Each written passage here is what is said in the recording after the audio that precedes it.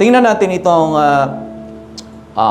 Psalms chapter 11 verses 1 to 3 bilang introduction. Ipapakita natin Psalms chapter 11 verses 1 to 3. In the Lord, sabi ni David, in the Lord I put my trust. So mahalaga yon. Yung statement na yon, nag-i-establish yun siya. Isang napaka-powerful na statement o pangungusap na inilagay ng Panginoon at hinayag ni David patungkol sa kanyang buhay. Ang sabi niya, in the Lord, I put my trust. Bakit siya mahalaga? Kasi sa susunod na mga makikita ninyo, sa mga susunod, sabi niya, how can you say to my soul, flee as a bird to your mountain? Itong Psalms chapter 11 na ito, sinulat ni David sa kapanahunan na kung saan ay merong pressure, threat, at merong instability na tinatawag. Dito si David ay hinahabol ng pupursu sa kanya ni Saul para siya ay patayin. Kaya ang sabi ni David, how can you say to my soul? Merong nagsasabi sa kanya, tumakas ka na, lumipad ka na David, tumakas ka. Pero ang sabi ni David, sapagkat alam niya na may pagkatawag ang Diyos sa buhay niya, at alam niya na ang solusyon sa problema o threat na nararamdaman o nararanasan niya, ang banta sa buhay niya, ang pressure na nararanasan niya, ang katugunan ay hindi ang pagtakbo. Na madalas nararanasan natin sa buhay natin na kung tayo ay nakakaranas ng mga pressure, threat, or instability sa buhay natin, ang natural na tendency ay to flee. Tumakbo. Ayoko na. Kung may pressure na dumadating sa buhay, ang sagot, ang tugon, ay hindi pagtakbo. Harapin ang problema. Kaya dito, sinabi ni David, in the Lord, I put my trust. How can you say to me, flee to your mountain? Dito nakakaranas si David dito ng kakaibang damdamin na maaaring nararanasan din ng iba sa atin. May mga pagkakataon na during pressure, instability, and threat, halimbawa, hindi lamang threat sa buhay, threat sa finances, for example. So, paano mamumuhay ang isang taong matuwid kung tila ang lahat ng sumusuporta sa paligid niya, sumusuporta sa katuwiran ay tila gumuguho? Unstable yung finances, unstable yung ganito, unstable yung health. Halimbawa, paano ka mamumuhay? Yun yung tanong. If the foundations are destroyed, what can the righteous do? So ang tanong dyan, paano ka mamumuhay kung may pressure na? Tatalakayin natin ng konti kung bakit mahalaga na ating tinatrabaho ang ating pundasyon. Amen. Maaaring hindi ninyo nare-realize, pero dapat nating i-work sa buhay natin ang pundasyon. Kasi ang pundasyon mo ang magdidetermine ng tibay mo. Kung hindi mo pa nare-realize sa ngayon, hindi pa huli ang lahat. Meron akong isang illustration. Sino sa atin nakarinig na nandun sa The Leaning Tower of Pisa? Ito yung Leaning Tower of Pisa. Ang Leaning Tower of Pisa ay freestanding bell tower ng Cathedral of Pisa sa Italy. Kaya siya Leaning Tower of Pisa. Isa siyang bell tower. Ibig sabihin ng bell tower, inaano ng kampana. Katabi niyan, yung katabi niya, Cathedral ng Pisa. So freestanding siya, yung cathedral, ginawa siya, freestanding siya para meron siyang kampana. Construction began in 1173. Despite its beauty, ito ay kumbaga tourist spot na yan. Despite its beauty, it became famous for one reason. Ang pinakarason kung bakit ito ay naging tanyag ay it began leaning almost immediately after construction started. Nung nag-uumpisa pa lang sila, nasa third floor pa lang, nasa pangatlo, gumuho na, nag-lean. At yung the soil was unstable. Yung soil na pinaghukayan nila ay composed ng soft clay, fine sand, at silt. Yung silt, yun yung parang mga buhangin na din eh.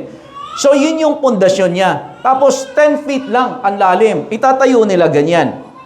So, nung nag-appear ang problema, when the problem appeared, by the time builders reached the third story, the tower had already begun to tilt. Nung nasa paggawa nila, sa pangatlong palapag pa lamang sila, nag-tilt na. Nag-tilt na yung, medyo natumba na yung, yung tower na ginagawa nila. Yun yung problema. One side of the foundations sunk more than the other. Builders tried to compensate, ginawa nila ng paraan, making upper floors slightly taller on one side. So, ang ginawa nila sa floors, pinag-isipan nila na itaas natin ng konti yung gumuho para pumantay. Yung dito sa kabila, babaan natin ng konti para lang sila magpantay. Yun yung kalang gustong gawin. Adjusting angles mid-construction. Pero itong mga fixes na ito ay tinatawag ng mga cosmetic fixes lang. Pagka cosmetic fixes, ang ibig sabihin yan, panlabas na fixes.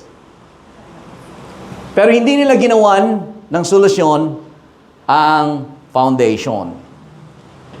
Nagkaroon ng modern intervention, sinave nila yung tower, engineers undertook a massive stabilization project.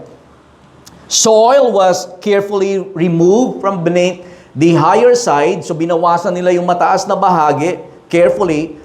Counterweights were added temporarily, so nilagyan nila ng mga suporta. The tower tilt was reduced by about 45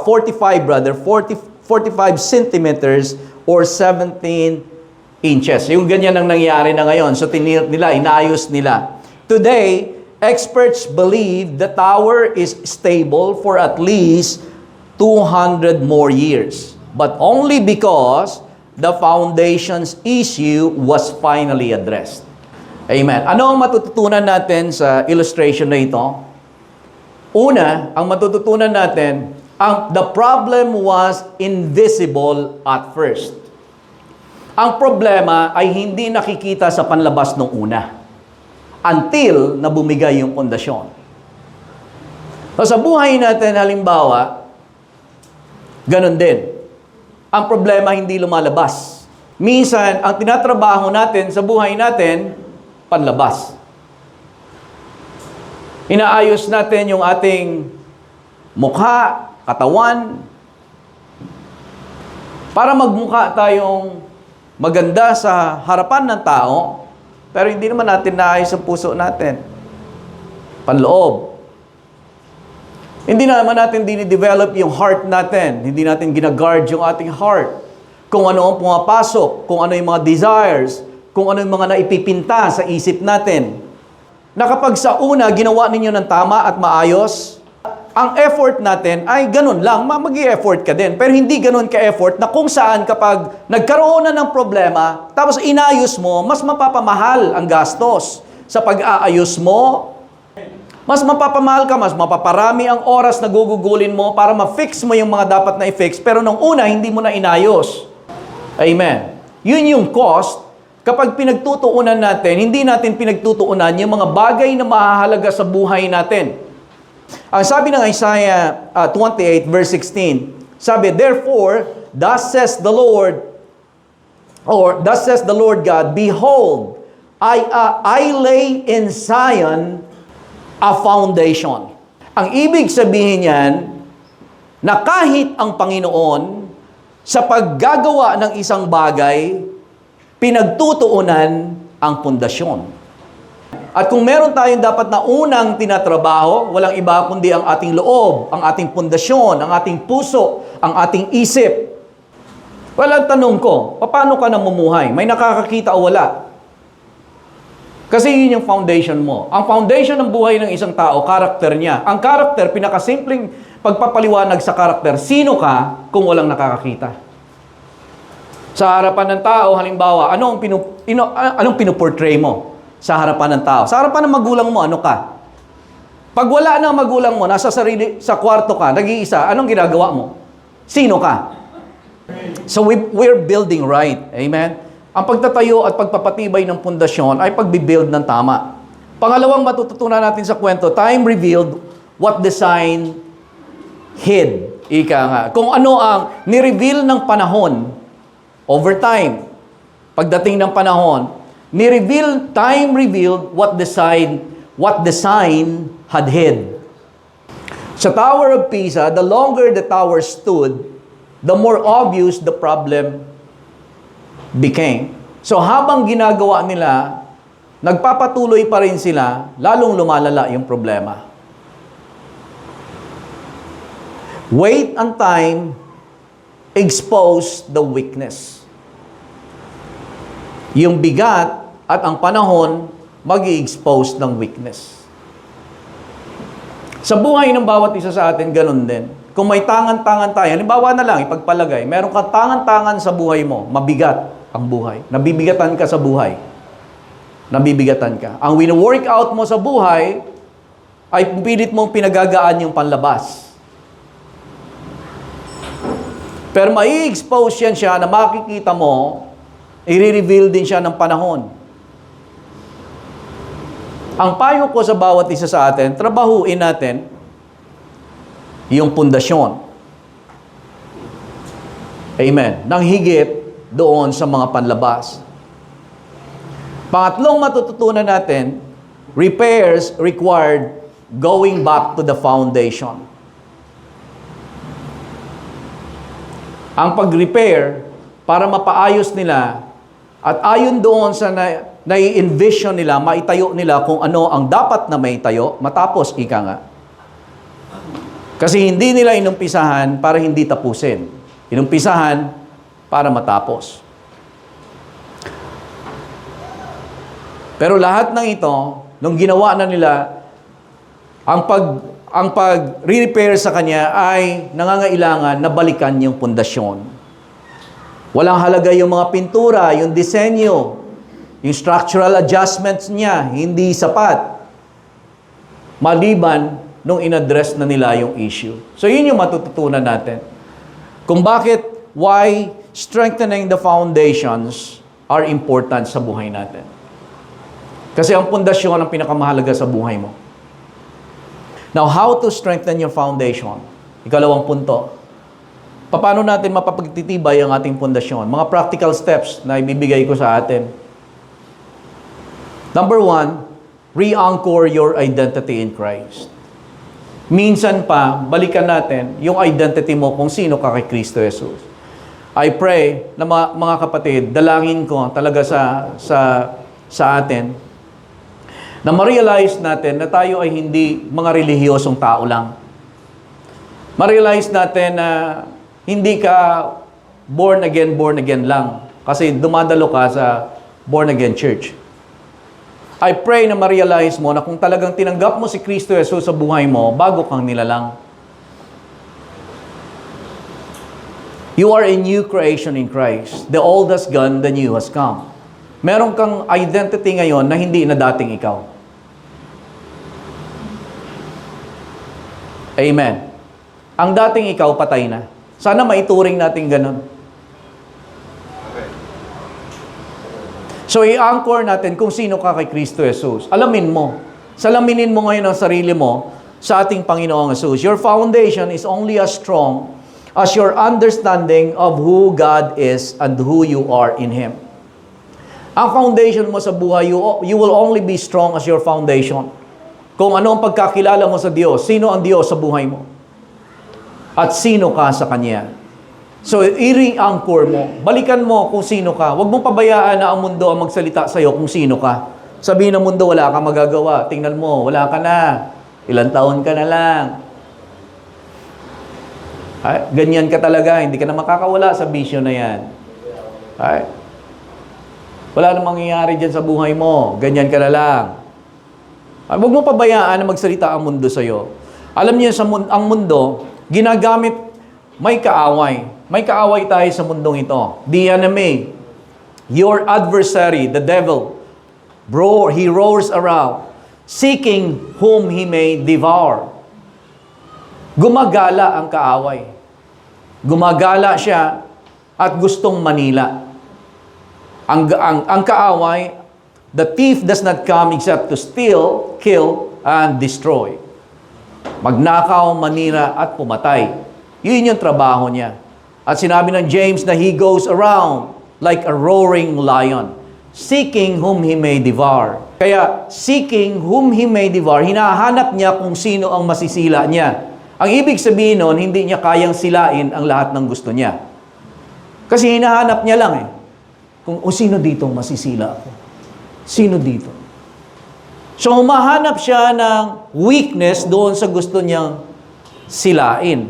Hindi lahat nasisila niya. Kasi, kung kaya niyang silain ang lahat, sisilain niya lahat. Ang gusto niya sirain, nanay, tatay, mga anak, lahat. Ang gusto niya sirain, hindi yung, ito, sisirain ko lang to. Itong gusto kong sirain. Itong buhay ng 2 anak na lalaki, yung babae, pabayaan mo na. Pero hahanapin niya kung sino masisila niya. Right? Seeking, he roams around, seeking whom he may devour. Paano niya masisila ang isang tao? Sa tanong, paano niya nasisila ang tao? Paano niya nasisira ang buhay? Paano niya na-devour ang isang tao? Sa pamagitan ng kasinungalingan. Pero kung hindi ka din establish sa kung sino ka kay Kristo Jesus, wala kang may panlalaban. Narito pa po ba kayo mga kapatid? Re-anchor your identity in Christ. Mga practical ito. Meditate on who you are in Christ. Number 2, reinforce your spiritual discipline. So, ganun yung pagpapatibay sa pundasyon. I-reinforce mo yung spiritual discipline mo. Paglaanan mo. I-reinforce mo kung ito ay nakalimutan mo. Kung hindi mo pa ginagawa, gawin mo. Amen. Pahalagahan mo yung pundasyon. Yung scripture reading. Hindi lamang scripture reading. Pagbabasa ng Bible, halimbawa, na pag-uunawa. Alam niyo ang technique sa pagbabasa ng Biblia? Ito, very practical. Pag nagbasa kayo ng Biblia, kahit hindi niyo maintindihan yung context, maintindihan niyo lang, kahit yung context hindi. Naintindihan niyo lang yung binabasa niyo. Ibig sabihin, halimbawa, pumunta ng 7-Eleven si pagkatapos pumunta ng Southville at umuwi. So, naintindihan mo. Hindi yung hindi mo naintindihan. Hindi mo man maintindihan yung buong konteksto. Ano ba kinalaman nito sa Genesis chapter 1? Kahit na hindi ganon. Basta intindihin mo lang. Naiintindihan mo, napoprocess mo. Panalangin. Nababanggit na natin nung nakaraan yan. Na ang buhay natin sa umaga, manalangin ka. Unahin mo na yung panalangin. Tapos sa gabi, ipasalamat mo ang kabutihan ng Panginoon sa buhay mo. Kahit ganun lang kasimple, mga kapatid, ang umpisahan natin, gawin natin. Yung worship. Worship hindi lamang sa church. Na during worship. Ang problema nga, kahit sa church ka, hindi pa rin makapag-worship eh. Kahit worship, I begin to, alam niyo kung tunay na makikilala ninyo ang Diyos sa buhay ninyo. Na meron kayong kapahayagan mula sa inyong puso kung sino at gaano kabuti ang Diyos sa buhay niyo. Hindi kayo mananatiling hindi apektado ang katawan ninyo. Maapektuhan ng kapahayagan ninyo pagkilala sa Diyos yung pisikal na pagkilos ninyo. Kaya lang, hindi tayo nakakapagpuri, nakakapagtaas ng kamay kasi wala tayong tinatawag na personal na kapahayagan mula sa puso natin kung gaano kabuti ang Diyos, kung sino siya sa buhay natin. Kaya wala lang. Hindi natin ganon kakilala ang Diyos sa buhay natin. Minsan, hindi tayo nakakapagpuri kasi hinihintay natin, the Lord, gumawa ka muna sa buhay ko bago ako magpuri sa'yo. Parang hindi man natin ang sinasabing ganon, pero parang sa mindset natin, ganon ang hinihintay natin. Hinihintay mo na gumaling ka muna bago ka magtaas ng kamay. Gusto mo magkaroon muna ng pera sa wallet mo at kaya magbigay sa iyo at magsabi, "Praise the Lord." Lagpas na tayo dapat doon. Ano man ang sitwasyon mo, matuto ka, may magbigay man sa iyo o wala. Maganda man ang pakiramdam mo o hindi. Dapat marunong ka magtaas ng kamay at matuto. In the Lord I put my trust. Now in the Lord I put my trust. I will bless the Lord at all times. His praise shall continually be on my lips. Hindi lang sa Sunday. Ito yung tunay na pagiging Kristiyano. Yung fellowship natin, yung tunay na fellowship, yung pakikipag-fellowship sa isa't isa, plus yung accountability natin, maging accountable tayo, maging responsable sa buhay, tanggapin natin na tayo, accountable tayo sa buhay natin. Huwag nating iasa sa iba. Amen. Number 3, rebuild what has been neglected. Kung ano man ang mga na-neglect natin sa buhay natin, mga kapatid. Dati, ganito tayo noon, porsigido. Ngayon, wala na. Kasi alam niyo yung gagawin sa panahon ito? Uunahan ko na kayo. Kung hindi ninyo nararanasan, ang panahon ito ay mapandaya. Mararanasan ninyo, kung hindi pa kayo nakakaranas sa limba, mararanasan ninyo na kayo ay parang lulutang lang. Parang hindi ninyo maintindihan kung anong nangyayari. Parang ang layo mo ngayon. Or bakit bakit ganito? Parang wala akong apoy sa paglilingkod. Makakaranas kayo ng ganon. Pero hindi kayo dapat nananangan doon. Rebuild what has been neglected. Address cracks before they become collapse. May nakikita na kayo sa buhay ninyo eh. Alam niyo yung kakayanan natin. Nakikita natin kung anong mali sa buhay natin. Isa yan sa mga kagandahan minsan nang nakakaramdam tayo ng sakit. Kasi ang sakit minsan, hindi sakit na sakit karamdaman ha, pero ang sakit na nararamdaman mo sa katawan, isang diagnosis na merong mali, dapat ayusin mo. Amen. Narito pa po ba kayo? Amen. I-address natin yung cracks before they become collapse. Naalala niyo yung kwento ng isang pastor na nagtawag siya nakakita siya ng mga crack dyan sa dingding. Tumawag siya ng pintor, ginawa ng pintor. May mga may mga plaster. Pagkaraan lang ng isang buwan, ilang linggo, hanggang isang buwan, bumalik na naman yung crack. Sabi niya, hindi po yan ang problema ninyo. Ang problema niyo yung pundasyon. Ang pundasyon mo, umuuga. Kaya nagkakaroon ng crack. Hindi yan dapat mong ayusin, yung pundasyon. Sa buhay ng bawat isa sa atin, ganoon din. Pag may nakakita kayong crack, halimbawa sa buhay ninyo, parang, bakit ako ganito? Bakit ganito ang nangyayari? Parang may mali. Huwag na ninyong pabayaan. Narito pa po ba kayo? Pag pinagalitan kayo ng magulang ninyo, halimbawa, may kinukorek, baka may crack. Ay, ayusin din. Amen. Mga teacher nyo, halimbawa, huwag ninyong maliitin yung sinasabi ko. Halimbawa, may mga teacher kayo na talagang committed sa concern talaga sa inyo. Tapos may nakikita sa inyo, may sinasabi sa inyo, tapos parang ayaw lang ninyong tanggapin. Pakinggan ninyo. I-weigh ninyo. Baka naman tama yung sinasabi ni teacher na mayroon kang dapat ayusin.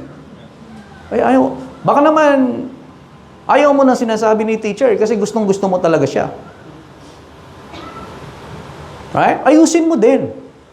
I-address natin yung sa atin yung mga cracks before they become collapse. Invite the Holy Spirit to inspect your foundation. Huwag kayong matakot. Lord, narito ako. Open ako. Amen. Search me and know my heart. Amen. Huwag kayong matakot. Huwag kayong mahiya. Kasi kahit hindi nyo siya i-invite, alam na ni Lord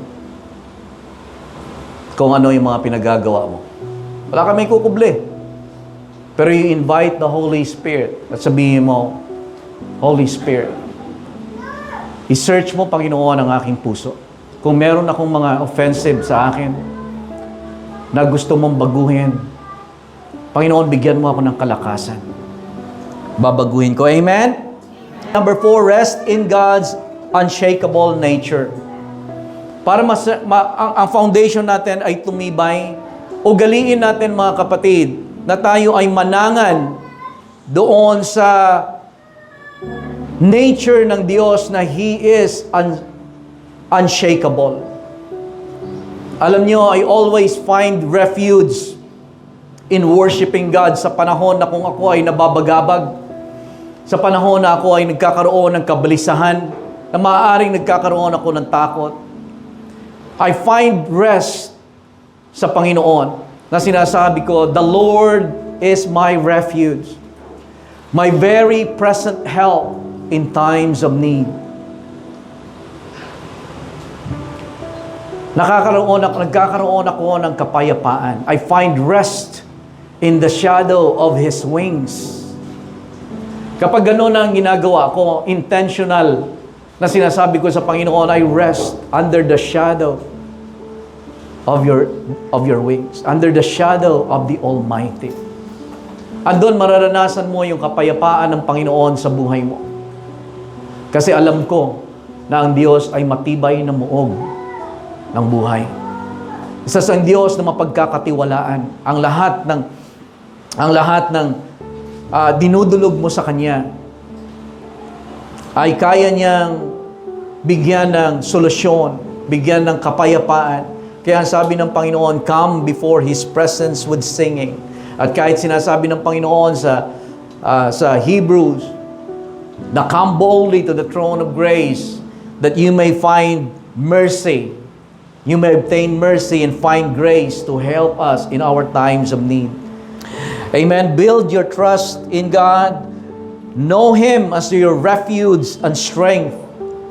Strength comes from standing on what cannot be moved, and that is God. Amen. Conclusion. Nais ko lang i-conclude. Ang confidence natin is not in circumstances, but in the Lord who is a refuge. Ang confidence natin, mga kapatid, wala sa circumstansya. Ano man ang circumstansya? Maging confident tayo na tayo we are founded on the rock. He is our strong foundation. At i-strengthen natin ang foundation. Strengthening our foundation is not one-time act. Ang pag-strengthen natin ng foundation natin, hindi yan isang nagawa mo na ngayong linggong to, tapos na. No, you continue. Yung spiritual diligence natin, it's a lifestyle. When your foundation is strong, you can withstand arrows, storms, and shaking. Kapag ang pundasyon ng buhay natin ay matibay, matatag, mawi-withstand natin maging yung mga pana ng kaaway, fiery darts of the enemies, yung storms na dumarating, maaaring yung shaking, mananatili pa rin tayong nakatayo na matatag.